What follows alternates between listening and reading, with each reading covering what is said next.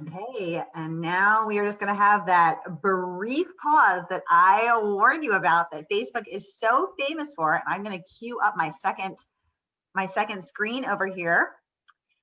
And we are live. Welcome, mighty mystery friends. I'm your on-air host, Sara DiVello, and I'm thrilled to be hosting Kristin Bair, author of Agatha Arch is Afraid of Everything, out now today. Kristin, welcome. Tell us about your book. Hi, everybody. So Agatha Arch is Afraid of Everything is about a woman, Agatha Arch, who prior to the book opening had a lot of fears. She had her nice husband who buffered a lot of those fears for a lot of years. On the day the book opens, he wrongs her in a pretty significant way. And from that point on, she is on her own with her fears, and she has to find her way through them. Well, I know I can relate to that. I'm very open about the fact that I have struggled with anxiety all of my life. And in the middle of a global pandemic and the world's craziest election, I find my anxiety levels are sky high. So this book could not be more timely and also timeless. So you couldn't have possibly predicted that when you started. How crazy is that you happen to put a book out right now? I know. When we sold this book to Agave Press, everything was normal. And then, as the process continued, the pandemic hit and our politics went a little bit awry, and fears started popping up. And I thought, well, this is strange that suddenly this book is one of the most timely books of all time. Yeah, indeed. So hopefully it gives people a little comfort and something to turn to and something to connect with. Absolutely, absolutely. And I want to get into all of that. But first, I just want to welcome our friends on Facebook. Hi, everybody. Welcome. If you've been here before, you know how it works. And if you're new, here's how it works. So this is your time to talk to Kristin. It is your time to ask her about her book, her writing, her process, her fears, her life, anything you want to ask. We're getting lots of thumbs up on that. You get access to Kristin. So my partner in crime, pun intended, my fellow author, Margaret Pinard, is handling things over on Facebook. So just go ahead and type any questions you have in the comments, and I will get them right over to Kristin. She'll answer them for you right here and now. And I know it always takes me a minute or two to think of questions. So you're free to tell us hi and let us know where you're watching from. I'm always so curious where people are watching from. That's the one tiny light in this tunnel of this pandemic is we're global now.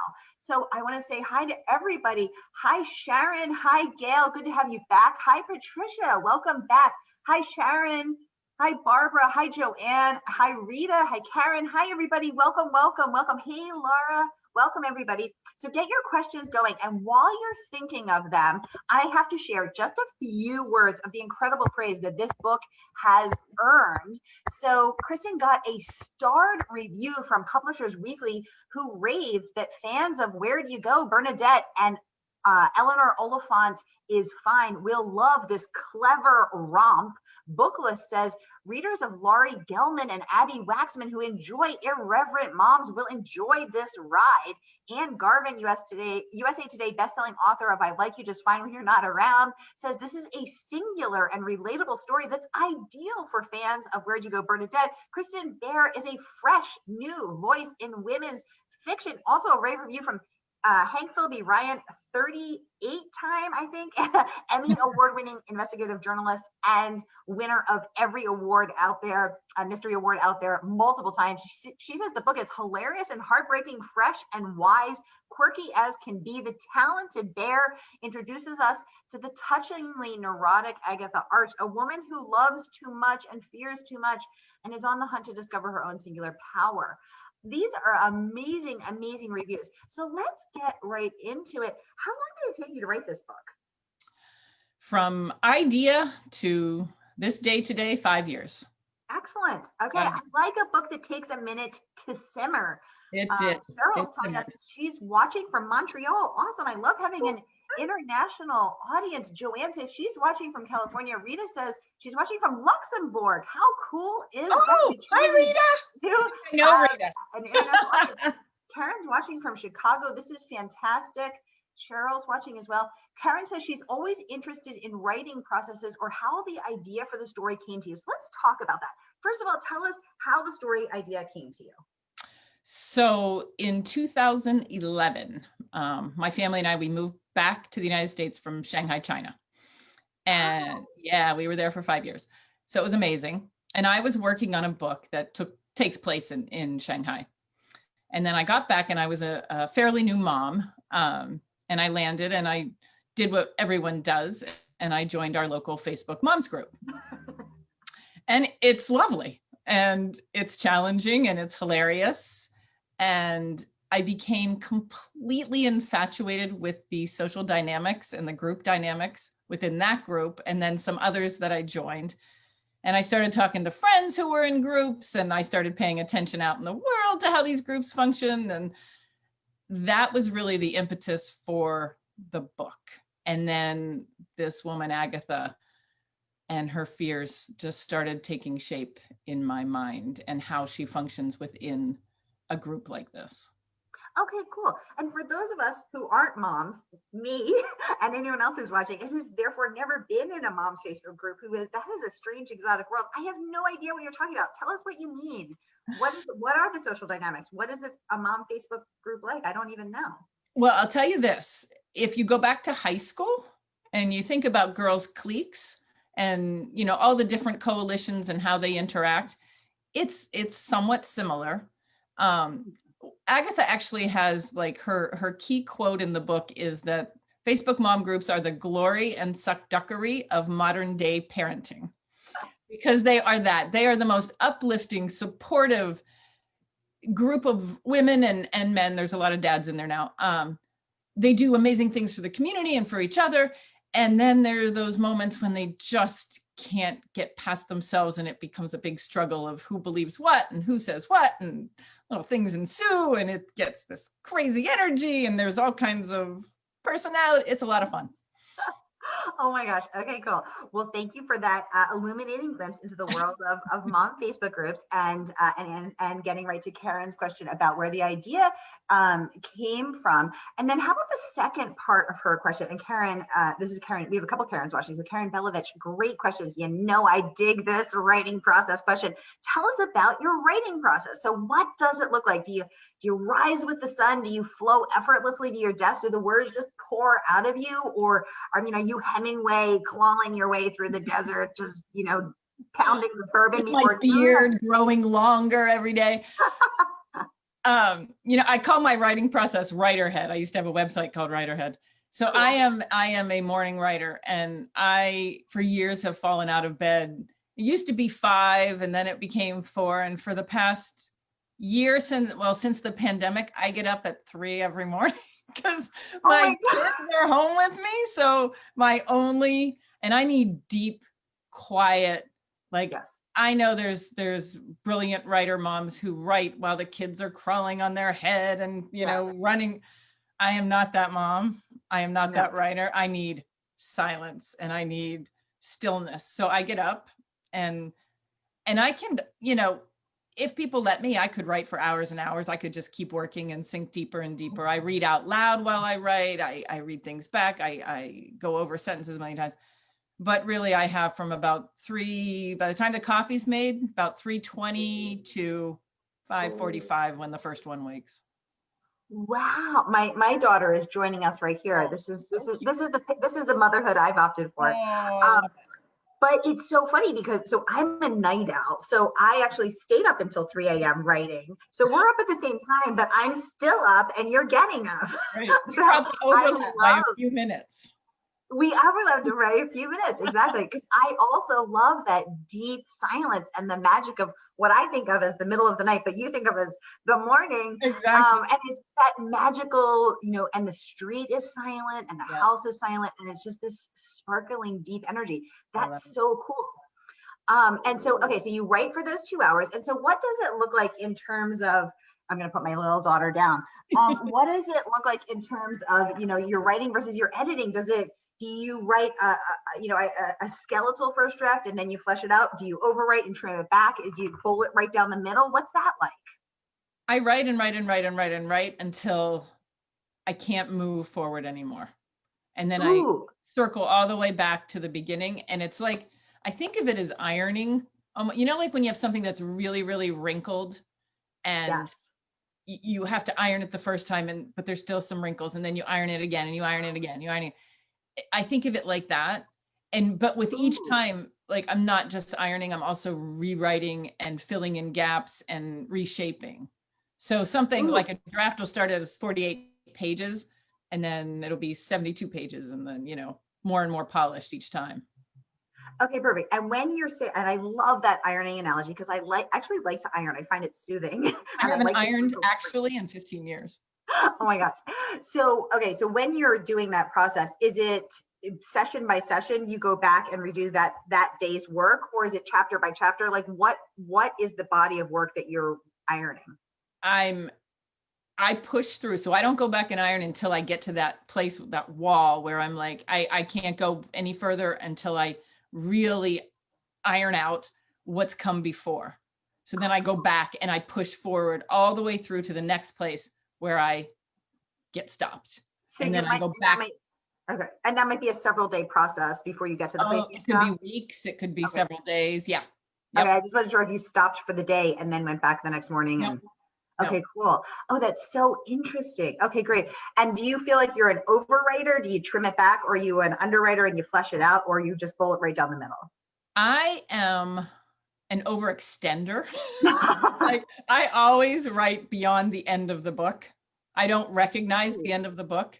Um, Ooh, Usually until my agent reads it and she's like, "Oh, this ends here." I'm like, "What? No."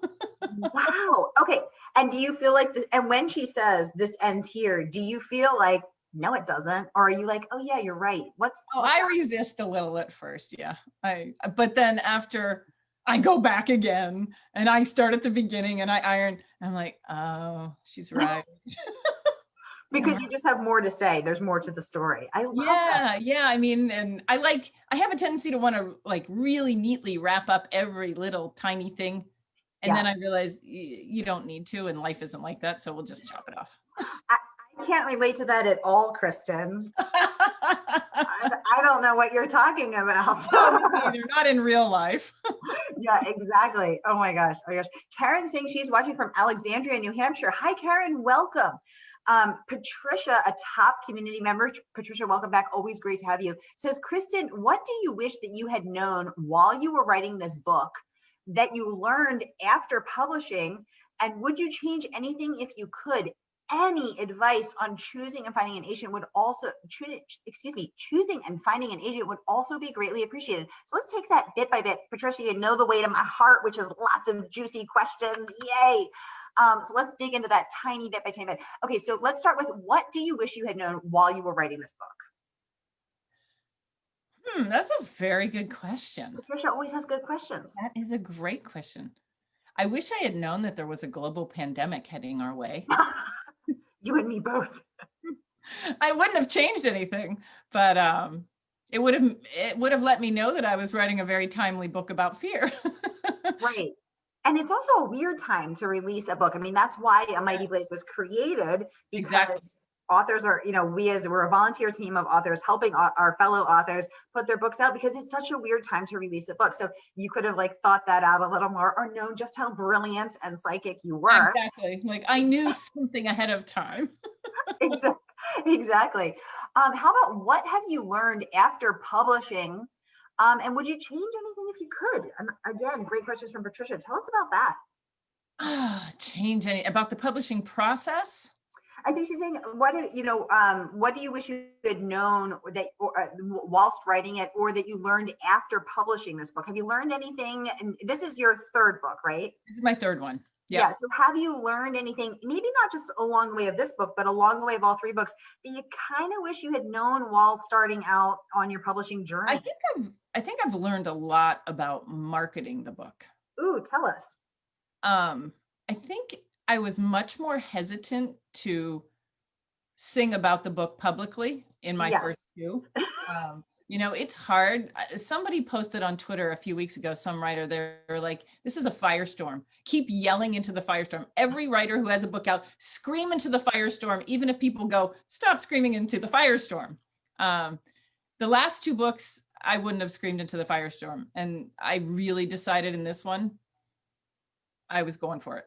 Yeah, and I think you're bringing up some really great points. Again, I want to thank Patricia for this question and Kristin for the thoughtful answer, because there's a couple things going on here. Whether you're writing a book, whether you've launched a business, whether you've invented a product, whether you have a fashion line, whether you're trying to save dogs, whatever it is that you're doing, it's very hard to scream into the firestorm. It's very hard to muster the courage and be like, buy my books, you know, fund my dog rescue, visit my store, buy my thing. It's hard to be like, I'm awesome, you know, support me. And I think especially I think there's a gender issue here. I think it's especially hard for women to be like, I'm amazing, you know, look at me, because we have several thousand years of history of being told to be small and quiet and dim our light. And so it's very hard to overcome years of cultural pattern and to shout our accomplishments and be like, this is me, my book is awesome, you should buy it. That's not easy. So I think we need to like talk about that. And thank you for letting us know that over the course of 3 books, you have gotten there. Yeah, definitely. I knew when I wrote this book, I was like, that is the one thing I'm going to do differently, is I am just going to put it out there and put it out there. You are getting so many hearts and so many likes and thumbs up on Facebook. This is clearly resonating with our fam, with our friends here. So, and I am loving this. I'm getting goosebumps. So, and more hearts. Thanks, guys. Thanks, and now let's get to the third part of Patricia's question. Any advice on choosing and finding an agent? That is a sticky wick. And we don't talk about that enough. So tell us your story, how you found yours, and tell us your advice that you'd like to share. Well, I found mine. I was actually talking at a conference in Pittsburgh. I'm originally from Pittsburgh. And it was when my first novel, Thirsty, came out, which is published. Which, by the way, we all know now is in Allegheny County. Yes, it is. I know more about the counties right now than I ever have. I know, it's awesome. Okay, so awesome Allegheny County. That's right. And there you were, and tell us. And so I was speaking at a conference in Pittsburgh, and I saw my agent. She was also speaking. And was this a writers' conference? It was a writers' conference. Okay. So it was right after my first novel came out. I was living in China. I came home to launch the book. And I did not have an agent for that first book. So it was a small press, and I did it myself. I saw her speak at that conference, and I said, that is who I want for my agent. Now, again, I'm a writer who takes a lot of time. So the next book, The Art of Floating, took, I think, 7 years to write. I get a little smaller. It was 10 years, 7 years, 5 years between books. And I just decided in my brain. So when it was time for me to pitch The Art of Floating to an agent, she was one of the first 3. And within a few weeks, we had done a deal. And did you, well, let's get into it. So we like it real gritty and keeping it real here on The Mighty Mystery. So did you walk up to her at the conference and say, hey, I loved your presentation, I resonate with you? Or did you just quietly admire her from afar? Did you keep in touch with her? Did you harken back to when you had met? Tell us the how we met. I went back to China and wrote like a crazy person. And I never got in touch with her until The Art of Floating was ready to go. But in my head, I had a big relationship with her. Like it was, the way. But I had one agent prior to her for a little bit that I didn't feel. And I think this is my biggest piece of advice about this, is really find somebody that you connect to. Like it matters, like what they believe in and what they represent, and their energy matches yours, and their, humor, whatever it is, how they put themselves out in the world. I think to me, it matters. And that I felt that. I'm just one of these people who feels things when I meet people. And I felt that. But again, we're in this weird time and we can't go to writing conferences live and in person. But we can do this lovely thing virtually now. I mean, so many conferences. So I would tell writers, get to as many online conferences right now, see as many agents speak as you possibly can, read about them, follow up on them, do your homework, and find those people. And there's not just one, it's not, maybe there's only one, I don't know. No, this is so good. And I just want to put a pitch out there for the Muse in the Marketplace Writers Conference, which is my favorite writers conference. And I have been privileged to speak there for 7 years. This was the first year that we missed.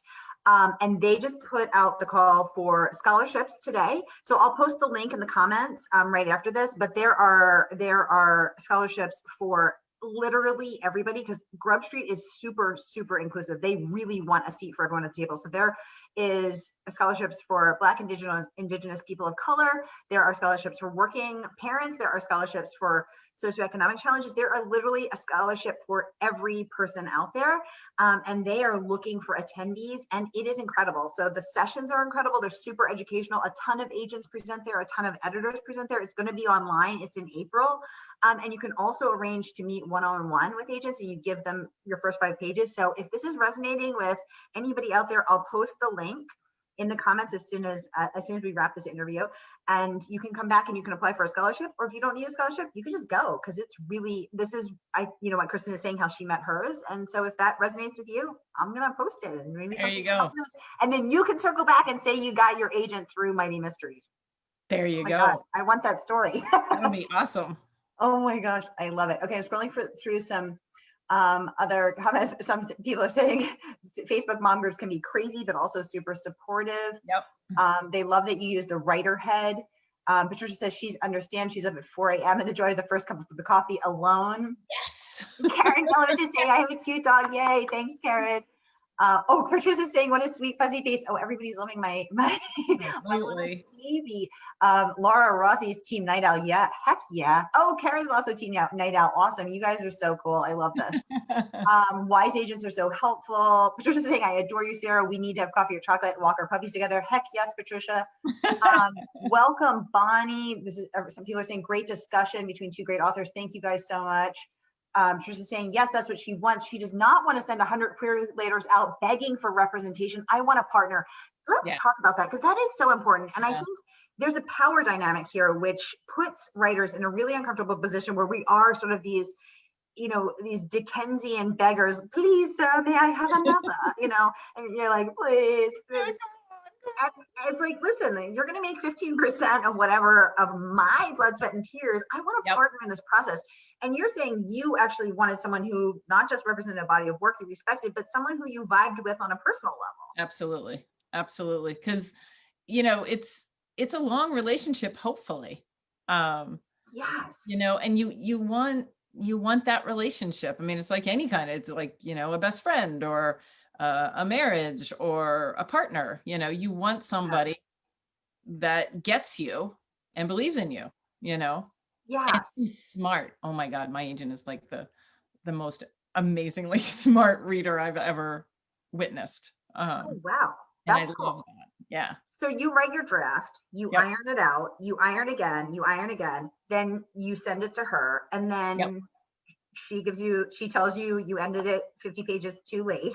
Well, actually, the first time with this book, the first time I sent it to her, I thought I was all done. I was like, oh, this is so great. And she was like, yeah, it's not working this way. I was like, what do you mean? Yeah.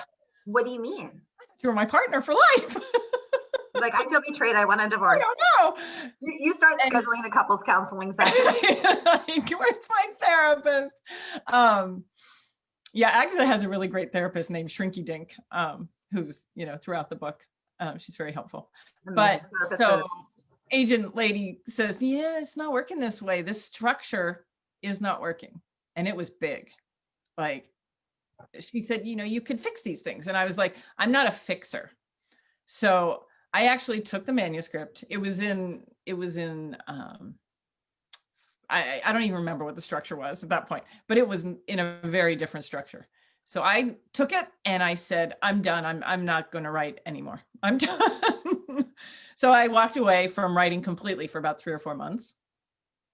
And then, of course, I wake up in the middle of the night and it's like, And I'm like, I know how I can do this, but I couldn't fix it.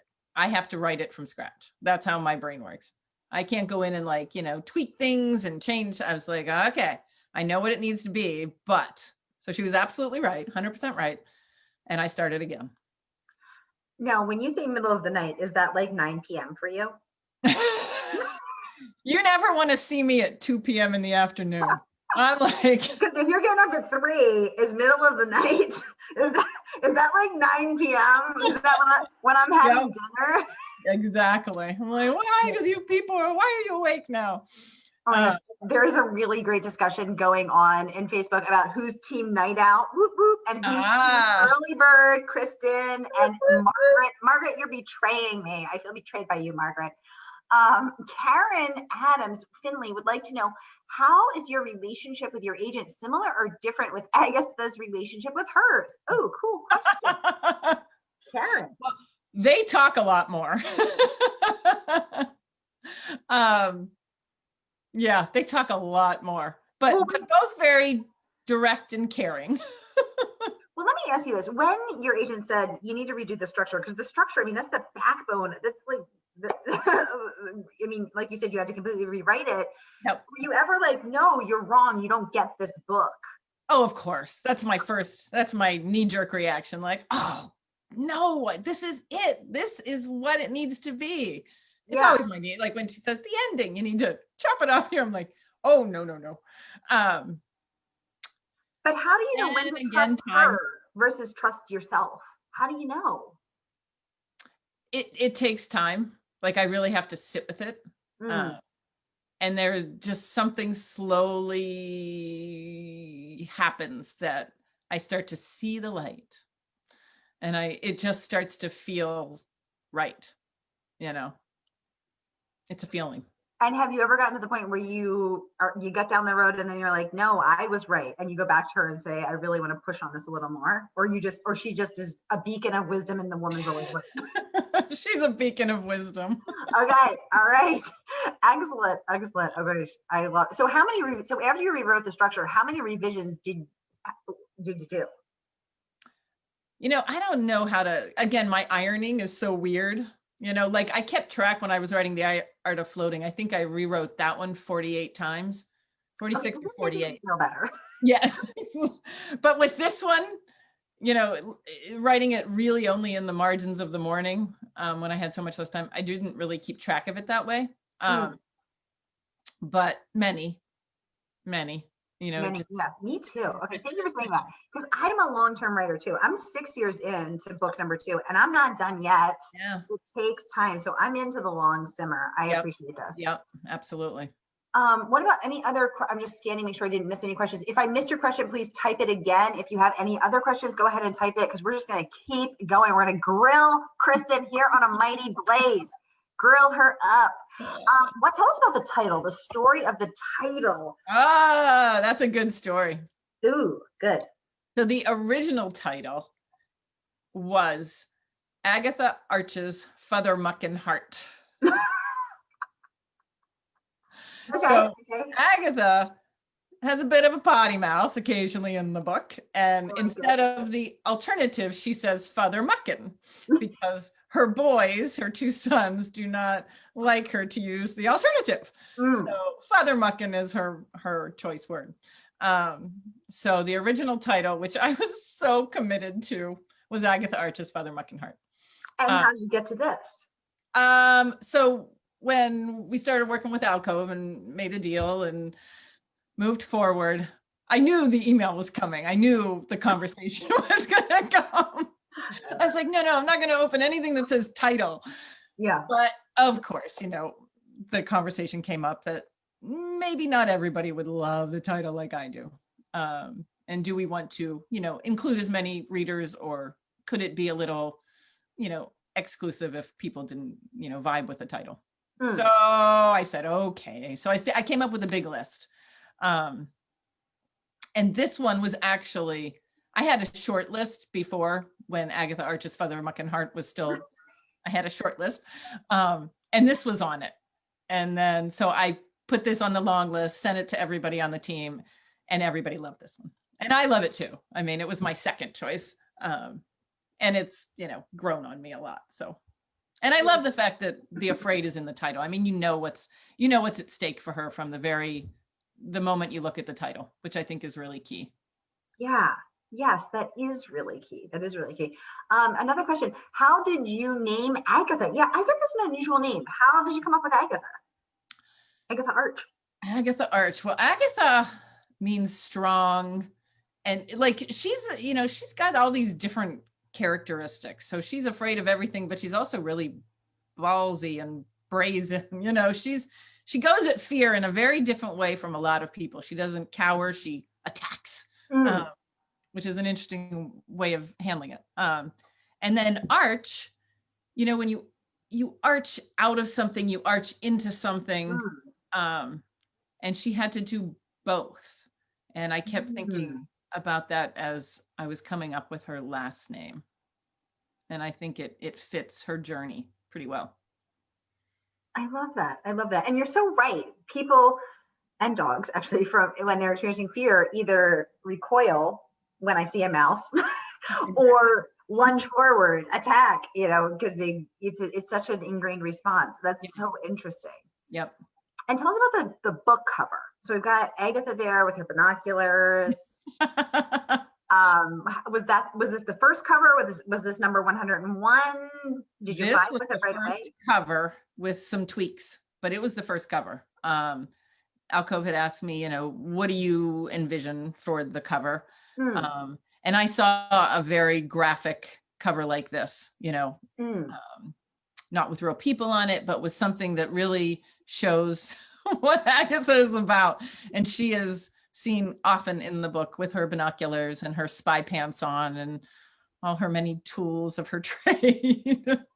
So it fits perfectly. I mean, I love this cover. I love the picket fence, the lipstick. I love it all. It's so perfect. I love it too. What's your favorite scene from this book without giving anything away? Your favorite scene. My favorite scene. Oh, the scene in the beginning with the shed. Where she discovers her husband. Yes. Good. Yeah, that was probably the first scene I wrote.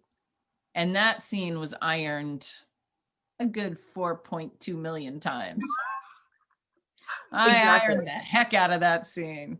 But it was the place where I got to really figure out who she was and who the reader was going to see and what each individual characteristic, how I could share that with readers. And it gave me the opportunity for all different kinds of things for going forward.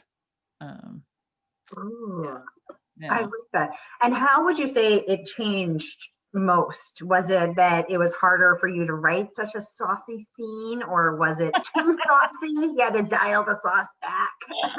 I'm kind of known for my saucy scenes. Everybody run with the others. Yes. Yeah, it's funny because friends of my husband's are always there. They'll read them and they'll be like, wow, you must have a great home life. Oh my gosh. Funny. I like writing them because there are some other saucy scenes in the book besides that first saucy scene, but they're fun. It's part of life. You got to have some sauce. You got to have some sauce. Hashtag more sauce, please. Yes. Hashtag more sauce. Hashtag more sauce. That you heard it here first. I love it. So, okay, besides getting up at 3 a.m., which some people think is normal, apparently, on this thread, we have a hot contest going between night people and morning people. Do you have any other weird writing rituals? Kristin, show us your weird. Let's get weird. Well, here's one weird thing. Ooh, I'm leaning in. The only way I can write new material is if I'm sitting cross-legged, crisscross applesauce. Wow. I can't have my feet touch the ground. Now I can edit with my feet on the ground, but even ironing, I have to be, yeah. Do you mean full, like cross-legged yoga pose? Like, well, not with the toes above the knees. Yeah, no. full but crisscross applesauce. full So I crisscross. have to have a chair that accommodates that. It, the size of the seat of the chair. So you got to be able to like sit comfortably and be able to pull them up and put them down. And the desk has to have room. And it's all a thing. And if I don't, I'm so uncomfortable. I eat dinner that way. I eat meals that way too, like at the dining table. So anything that's important, I do. I sit cross-legged. Wow, that is weird. I love it. Yeah, I hurt love my it. knee 4 or 5 years ago, and it was hell. It was because I couldn't sit cross-legged. Well, this is crazy because I've never told another soul this in my life, but I also have to sit a certain way, but I have to have my feet on the floor. Seriously? Yes, that's why it's so weird. So and I actually, if I feel creatively stuck, I uncross because I'll notice I'm most comfortable crossed. And I also sit cross-legged in my chair. I'm a yoga teacher. Of course I do. Of course. But then if I start to feel creatively blocked, I think to myself, oh, now I'm showing you my weird. I start to think, oh, I'm blocking myself by crossing my legs. I've got to like put my feet down to let the creative energy flow. This is so funny. That is hilarious. I never even thought that anybody else would ever think about the way they sit in that way. Me neither. That's why I've never told anybody. It seemed too weird. My feet are actually on the ground right now, and I don't want to like lift up to cross them, but the only thing I want to do is cross them. Go ahead, lift up.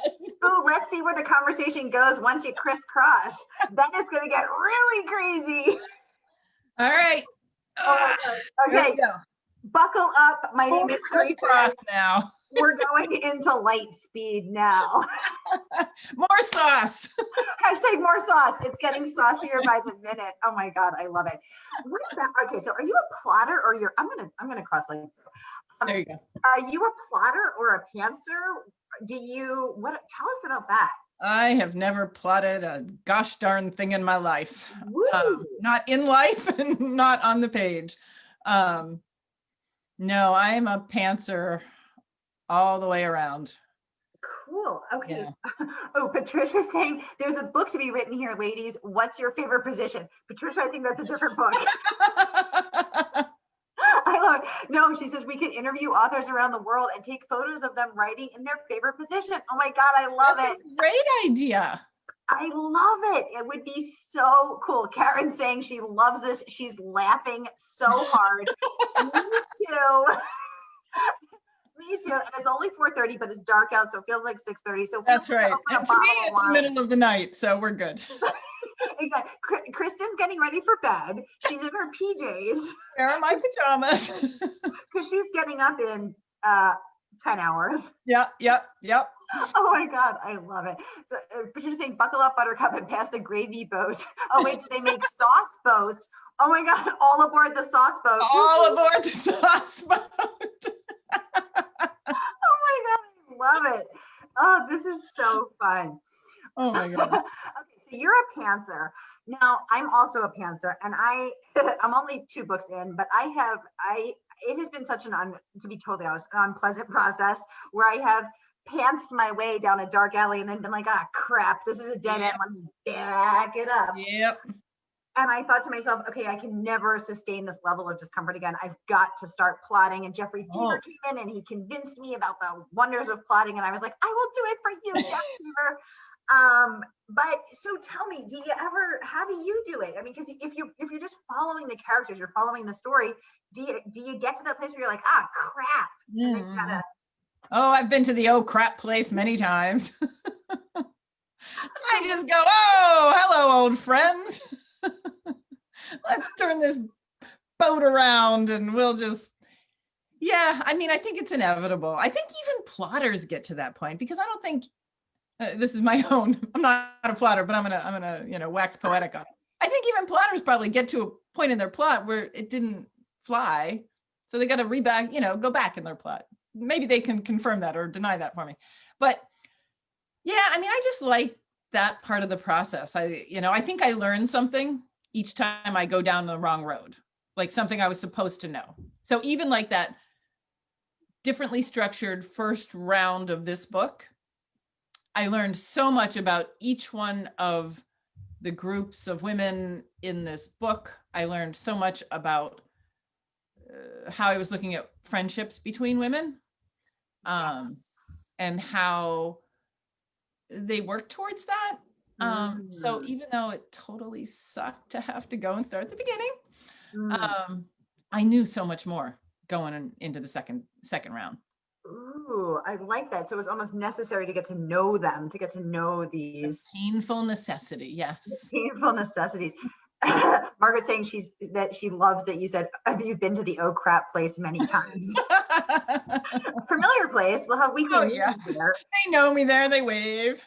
Welcome back, Kristin. All right, so we meet at oh crap every Tuesday at 4 p.m. That's right. Here first.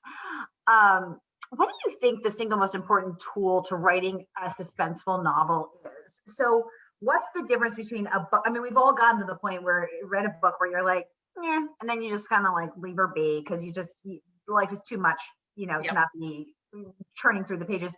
How do you keep a reader up till 3 a.m. saying just one more chapter? I've got to know what happens. How do you do that? It's funny because this happens to me in much later drafts that I start to think about the chapter to chapter relationship for the reader. And I think about it very consciously of where I leave them and how I leave them and then what I come back with. And, my stuff's a little quirky. I'm the first to accept and admit that. Like there's a woodpecker in this book that plays an important role, and a skunk, there's those things. But I feel like these are threads, and that these threads provide some of that suspense, some of that, like, I want to know what the heck happens to this woodpecker, and then the other thing, and I've said this before, that white space is a mountain I'm willing to die on. Ooh, what's that mean? Like the spaces between the words, and I don't mean the physical, sometimes I mean the physical spaces between the words, but the space I leave between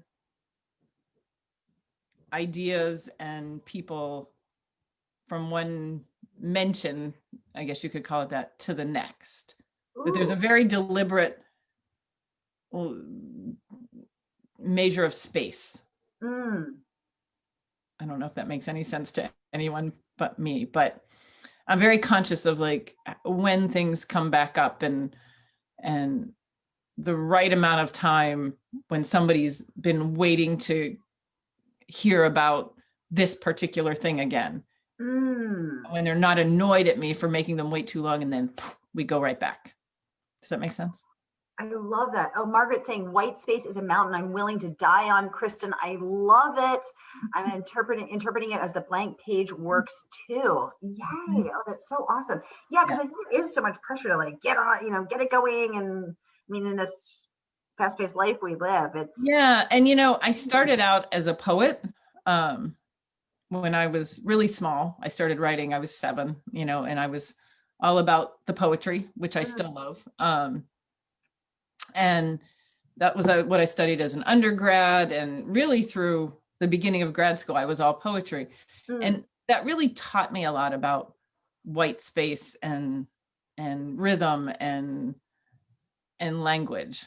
And I take that into the fiction. It's like such a part of my fiction every time. Oh, I love that. Patricia's saying that makes complete sense. Using the example of music, you can't fill every space with a note. You have to give pause to allow us to appreciate that note and ultimately the song. Oh, yes. Look who else is a poet. Hey, Patricia. Right. I love that. That's so beautiful. True. You both are helping me to really think of this in a new and beautiful and powerful way. This is awesome. Thank you. Thank you so much. I feel like we've been chatting for 5 minutes, but we've actually gone over our time because I think we're just having so much fun. It is. So, tell us what, and thank you to everyone, everyone on Facebook, All Our Mighty Mystery Fam. You guys know you're amazing, and I look forward to seeing you every week. So thank you again for slaying it. Kristin, what is one parting thought that you want to leave us with? What is something that you want people to feel or experience or walk away from your book having experienced, having felt? I was thinking as I was writing about this book so much this week, like on social media and everything, there's really a cycle that I think speaks to where we are right now as a world and as humanity, and that's in Agatha. And that is this cycle of fear, anger, and empathy. And I think that goes around and around and around in Agatha Arch. And I think that's what's happening in our world right now. And I hope that people really get that from this book. Oh, wow. Well, you could not have left us on a more beautiful, more powerful, or more thought-provoking moment. So, Kristin Bair, thank you so very much for saucing it up, for bringing it to the table, for crisscrossing us right into, from poetry to sauce to everything in between, to this incredible heart-opening moment. Thank you so much for joining us here on A Mighty Mystery. It's been a pleasure to get to know you and your book. This has been amazing. Thank you to my partner in crime and fellow author, Margaret Pinard, for producing the event on Facebook. Margaret, you know you're amazing. And thank you everyone who tuned in and spent an hour with us, or 45 minutes with us. This has been wonderful to be together. And I know I feel great. My spirit is renewed. Oh, so good. Patricia is saying thank you, ladies, very, very much. It's always a joy. Karen saying thank you, Sarah and Kristen, for the conversation in the last. Can't wait to read this book. Yay! Through our very special partnership with bookshop.org, you can support independent bookstores, and they so need us. I actually read a heartbreaking statistic that every week since the pandemic descended, one independent bookstore has gone out of business in this country. They need us. We need them, because we want them to be here when we come out of this. So through bookshop.org, and Margaret's posting the link, you can buy Agatha Archer's Afraid of Everything, and the money goes to indies. So support indies, get your mitts on this book, and I will see you all next week. And Kristin, thank you. Come back when your next book is out. I will certainly do that. This has been such a pleasure. Thank you so much, Sarah. And thank you to everybody. Yay. Thank you, everybody. All right, we'll see you next time. Bye.